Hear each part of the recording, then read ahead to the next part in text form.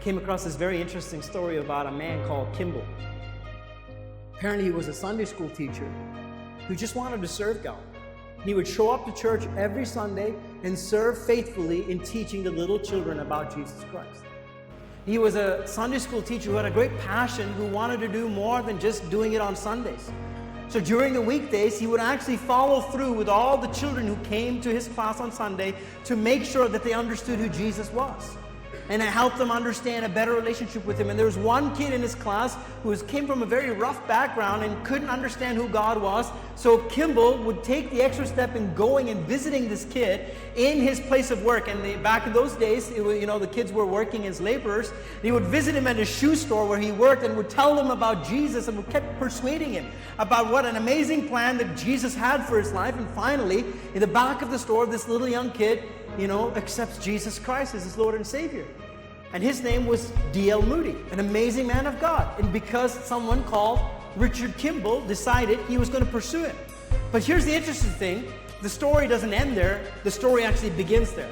Because D.L. Moody received this incredible salvation experience and says, I got to do something about it, quits his job, and begins preaching the gospel. And God uses D.L. Moody to go throughout the whole world. And when D.L. Moody was traveling in the United States, there was a man called Wilbur Chaplin who hears the message of D.L. Moody in one of the evangelistic crusades and responds to the message and says, I gotta do something for Jesus. And Wilbur Chapman then begins to preach the gospel himself. And while Wilbur Chapman is preaching the gospel, a baseball player who was well known in America listens to the message of Wilbur Chapman. And at the end of his crusade, he comes up and gives up his life to Jesus. And his name was Billy Sunday.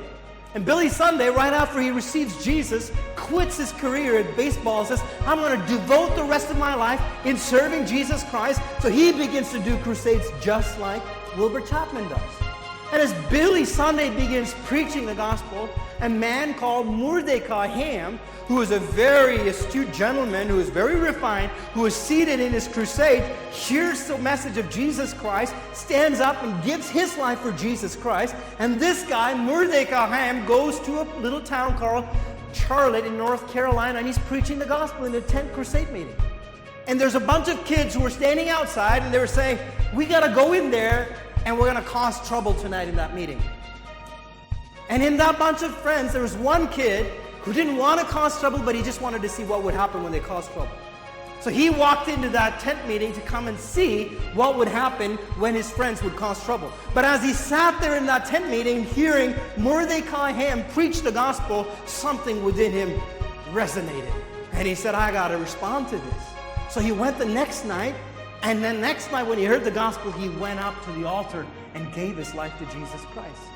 His name was Billy Graham. And Billy Graham, hold on, I'm not done yet.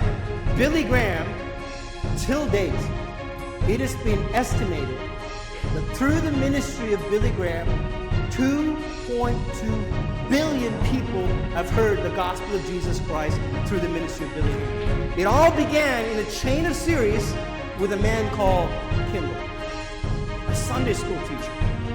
Of all people who said, I'm going to be devoted with the gifting that God has placed in my life. I'm going to do it every Sunday sincerely. I'm going to go out of my way and I'm going to tell these kids about Jesus. And what he started ended up reaching 2.2 billion people and more, because we're not taking into account all the other people who got saved through all the other evangelists who were saved in the process as well.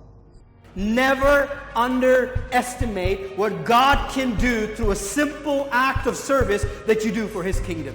You need to recognize that what God has given, whether you think it's significant or not, in God's eyes is absolutely significant.